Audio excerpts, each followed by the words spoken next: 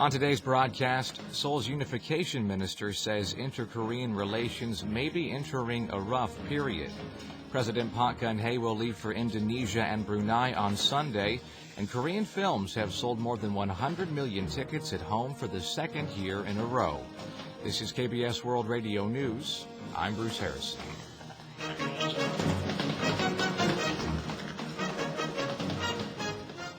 Unification Minister Ryu Kil-jae says there have recently been signs inter-Korean relations are entering an icy period.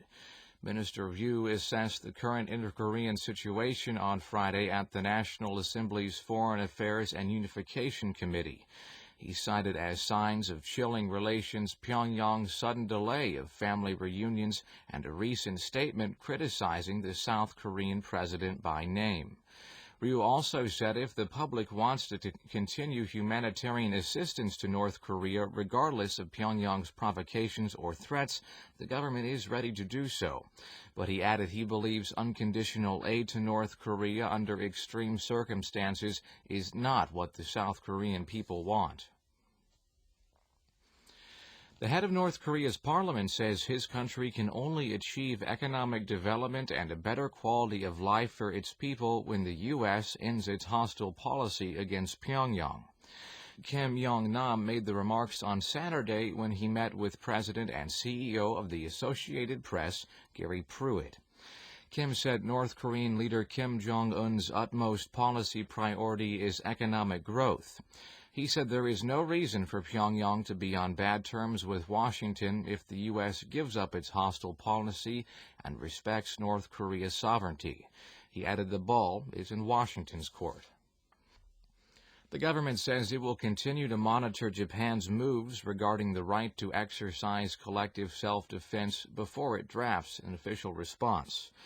A foreign ministry official said Seoul believes Japan should pursue the right to collective self-defense in a way that dispels neighbors' concerns stemming from the history of the region and in a way that contributes to building regional peace.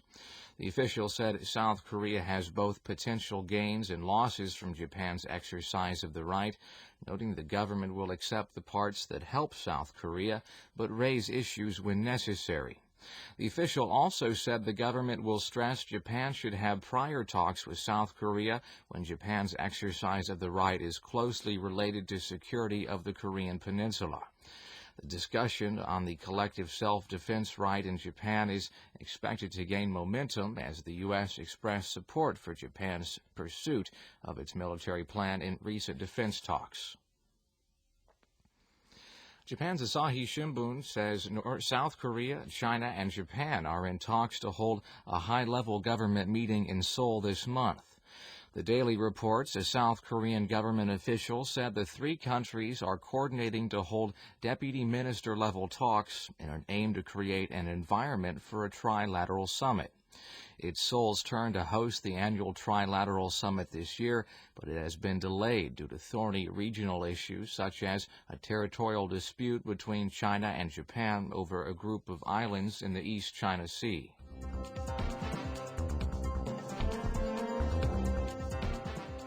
You're now listening to the news from KBS World Radio's News Center in Seoul, Korea.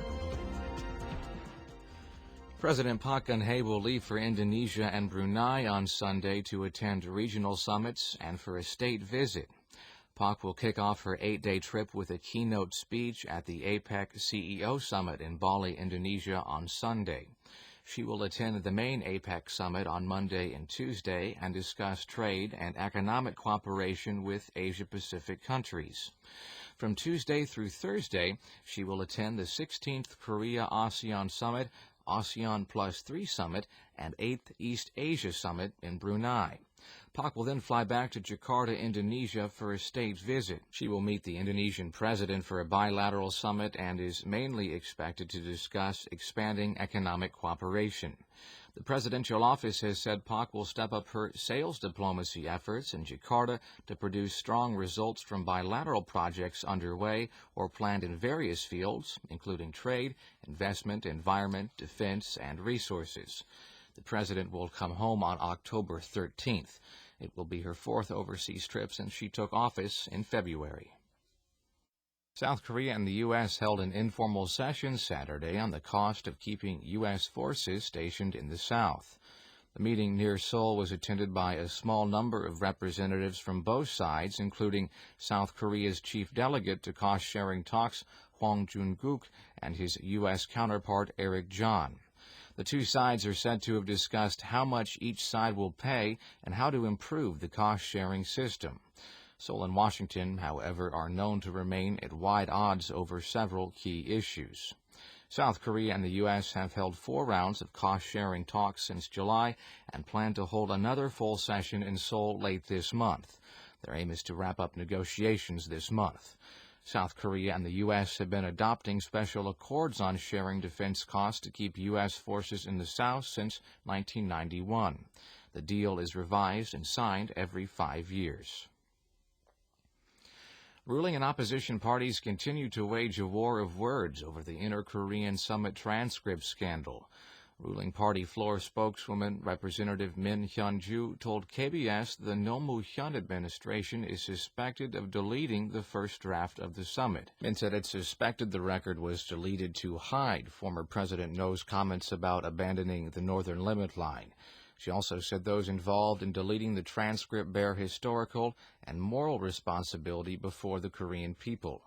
Main opposition Democratic Party spokesman Kim Kwan-young said the summit transcript scandal has nothing to do with the people's livelihood.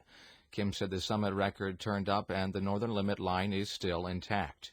He also said the investigation is still ongoing and those who should be held responsible can be punished once the probe is over.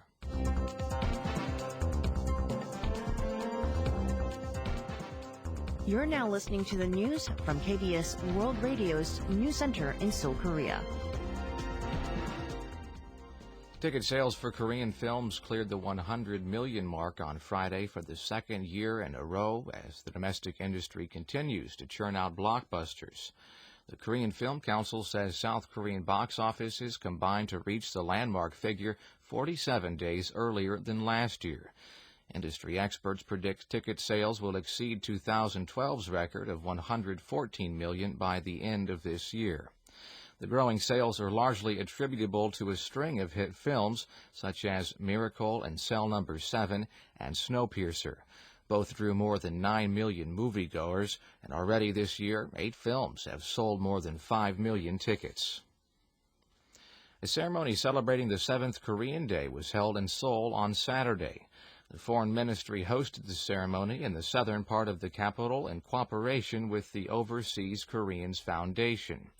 About 1,000 people attended the event, including Prime Minister Chung Hong-won and ruling and opposition party lawmakers.